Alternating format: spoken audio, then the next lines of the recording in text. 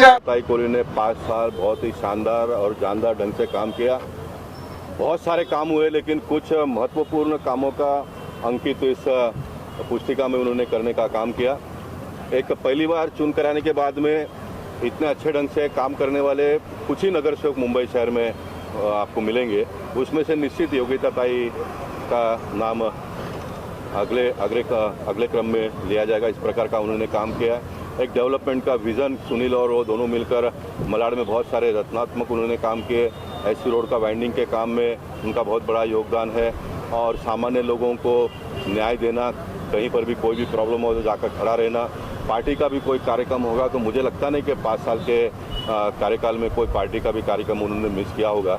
एक बहुत ही अच्छे ढंग से काम उन्होंने किया। जितना प्रेम 2017 के महानगर पालिका के चुनाव में लोगों ने वोट दिया उनको, मैं मानता हूं कि उससे भी अधिक काम करके जनता को रिटर्न देने का काम उन्होंने किया है। तो एक सांसद के नाते मेरा एक बहुत लंबा पारी उत्तर मुंबई में हुआ है, लेकिन मैं स्वयं उनके काम से प्रभावित हूं।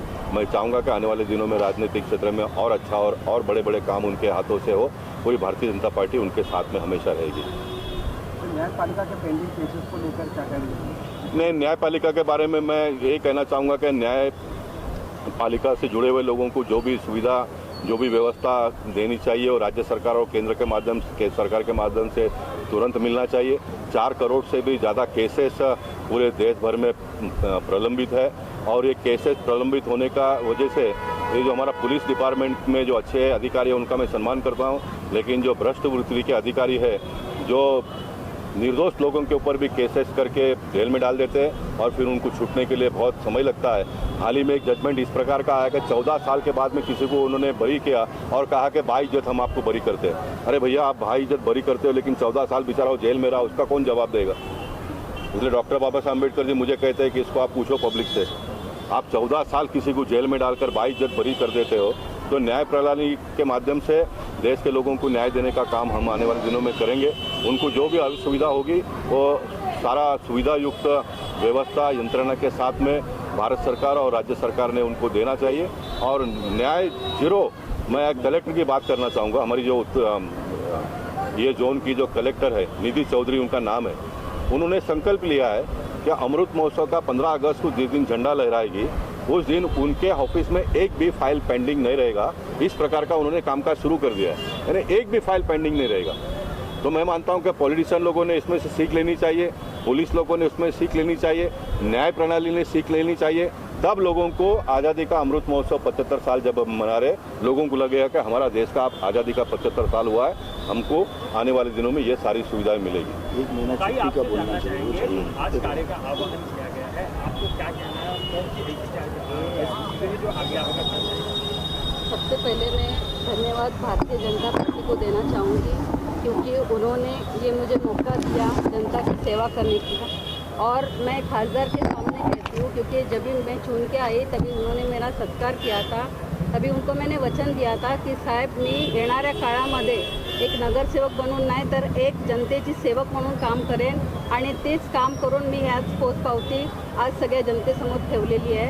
एवढंच या ठिकाणी मैडम, जैसे कि बात करें ये पुस्तिका है, इसमें आगे आप कौन कौन से कार्य करना चाहेंगी, जो आगे भी क्या पूछेंगे?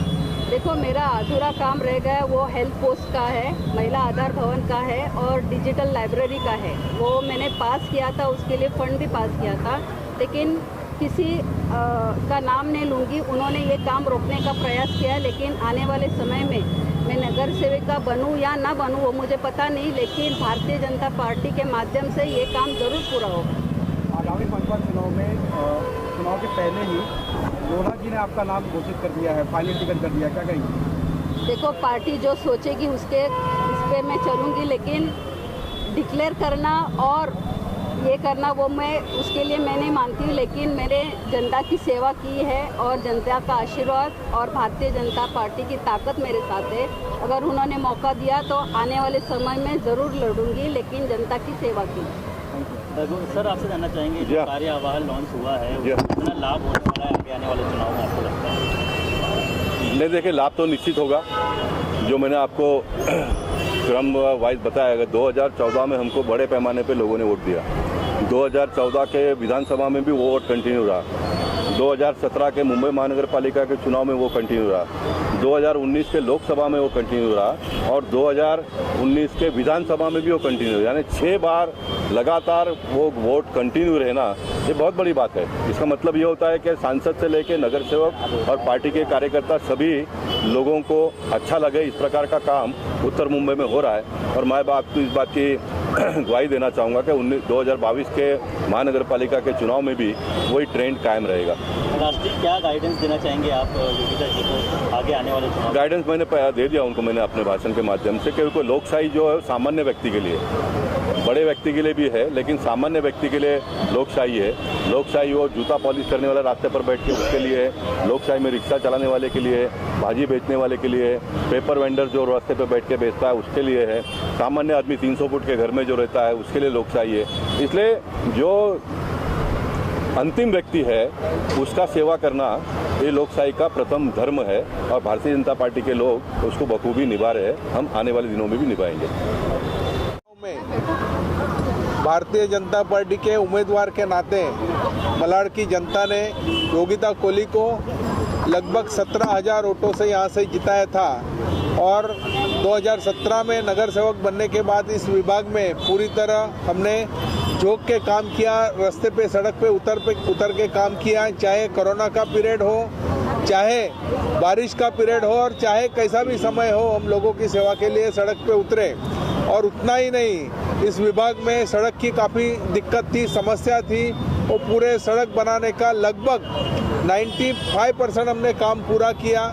साथ ही साथ इस विभाग को बस सेवा, ये जहाँ हम बैठे हैं ये पूरा मलाड का पुराना इलाका है, गाँवठन जिसे बोलता है, यहाँ से मलाड स्टेशन जाने के लिए हमने एसी बस की व्यवस्था की। कई अनेक ऐसे चौक है जिसका खाली सौंदर्यकरण नहीं, नूतनीकरण नहीं, बल्कि उसको अच्छी तरह लाइट से जगमगाहट करने का हमने काम किया और लोगों की पूरी तरह सेवा करने का काम किया। और हमने जो काम इस 5 साल के कार्यकाल में लोगों के लिए किए हैं वो लिखित रूप में और लिखित स्वरूप जो बोलते हैं सर्टिफिकेट के साथ हम लोगों में पेश किया है। सर कहीं ना कहीं बात करें, अभी आपने कहा ये 95% आपने काम कर लिए हैं और आज मुंबई अध्यक्ष ने यहाँ पे उम्मीदवार की भी घोषणा कर ही चुके हैं, तो सर उन 5% काम और क्या तैयारी रहेगी? देखिए 5% काम ऐसा है, जैसा योगिता कोहली ने कहा, हमारा एक डिजिटल लाइब्रेरी और महिला आधार भवन और हेल्थ पोस्ट का काम यहाँ के जो मंत्री हैं असलम शेख जी, उनको उस काम के लिए बढ़ावा देना चाहिए। मैं जाहिर रूप से मीडिया के रूप से आपको कहता हूँ कि वो हेल्थ पोस्ट के लिए 15 लाख का निधि योगिता कोहली के नगर सेवक रूप से पास हुआ और एक्चुअली जब काम की शुरुआत हुई तभी यहाँ के जो माजी 2 नगर सेवक दीपक पवार और अशोक पटेल जाके वो मंत्री जी से मिले और मंत्री ने पूरा बीएमसी को जोर लगा के जो हमारा चालू हो रहा था काम, जो HWM के प्लॉट पे हमारे काम की शुरुआत हुई थी, उसको रोकने का काम किया। वो रोकने का काम नहीं, वो महापाप का काम किया उन्होंने। जब कोरोना के पीरियड में हर लोगों को मेडिकल सुविधा की जरूरत थी और ऐसे समय हम मलाड के लोगों को हेल्थ पोस्ट की सुविधा दे रहे थे। 15 लाख के निधि से हमारी एक बिल्डिंग बन रही थी और उसके बाद की मैं बात बोलता हूँ, DPDC के फंड से उसको 5 करोड़ रुपए का निधि सैंक्शन हुआ था। उसमें हम महिला आधार भवन, डिजिटल लाइब्रेरी, ये ऐसे और हेल्थ पोस्ट लोगों को देने वाले थे, लेकिन वो बहुत महापाप असलम शेख ने ये 2 नगर सेवक का सुन के जो किया है, वो आने वाले समय में हम उसका जवाब देंगे। विशाल भगत जी, आपसे जानना चाहेंगे, आपके हाथ में पुस्तक है, आपने भी देखा, कार्य आह्वान के बारे में क्या कहना चाहिए? कार्य आह्वान के बारे में योगिता ताई कोहली जी के बारे में इतना ही कहूँगा कि जिस प्रकार से कोरोना काल में यहाँ के लोगों जो परेशान थे, आपने देखा होगा कोई भी घर से बाहर नहीं निकलता था। उस परिस्थिति में भी योगिता ताई कोहली ने सबको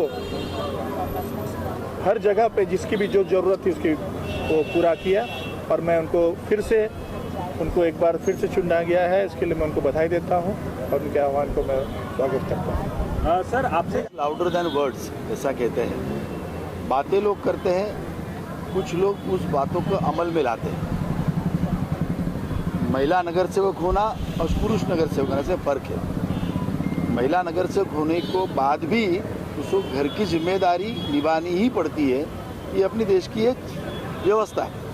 और पहले टर्म नगर सेवक होने के बाद में तो सीखने में ही बहुत साल जाते हैं। तो इन दोनों प्रतिकूलता के बाद में भी मैं जब बाकी नगर सेवकों को योगिता कोहली जी से मैं उनकी तुलना करता हूँ तो मुझे वो बहुत ही अच्छा काम उनका दिखता है। इसके लिए जैसे रोड वाइडनिंग का काम, मैं खुद नगर सेवक रह चुका हूँ, चेयरमैन रह चुका हूँ, तो रोड भले भले नगर सेवक टॉयलेट, कोबा, गटर इसमें सीमित रह जाते हैं। रोड वाइडनिंग जैसे काम करने में अपने आप को ढालना पड़ता है, कानून का अध्ययन करना पड़ता है, एनालिसिस करना पड़ता है और अपने बात को रखकर उसको अंत तक लेके जाना पड़ता है।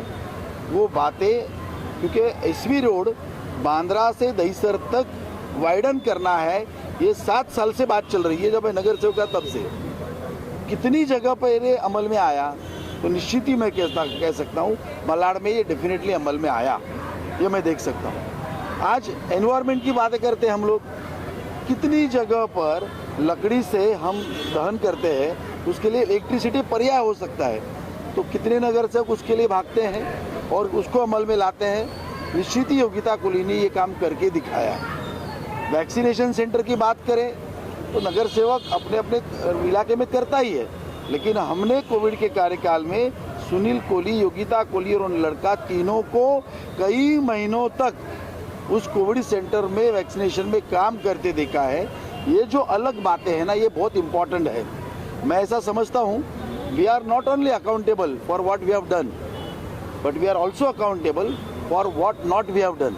हमें आमतौर पर सिखाया जाता है जो हम करते हैं उसके लिए हम जिम्मेदार हैं, लेकिन क्षमता होने के बाद भी जो काम हम नहीं करते उसके लिए भी हम जिम्मेदार हैं। और नगर सेवक वैसा ही होना चाहिए जो सभी के लिए जिम्मेदार होता है और कितना जिम्मेदारी का वहन करता है उसके ऊपर उसको आंकना चाहिए। और ये सब परीक्षा में योगिता कोहली नंबर 1 है, इसके बारे में मेरे मन में दोहरा ही नहीं। सुनील जी, एक चीज़ आपसे जानना चाहेंगे, जो कार्य अहवाल आप लेकर जनता के बीच जाने वाले हैं, आपको लगता है कि आपका जो चुनावी जो जंग चलने वाली है उसमें आसान होने वाला है? निश्चित ही भारतीय जनता पार्टी का जो भी उम्मीदवार ये यहाँ खड़ा रहेगा वो पिछले बार जो वोट मिले थे उससे ज़्यादा वोट पाएगा।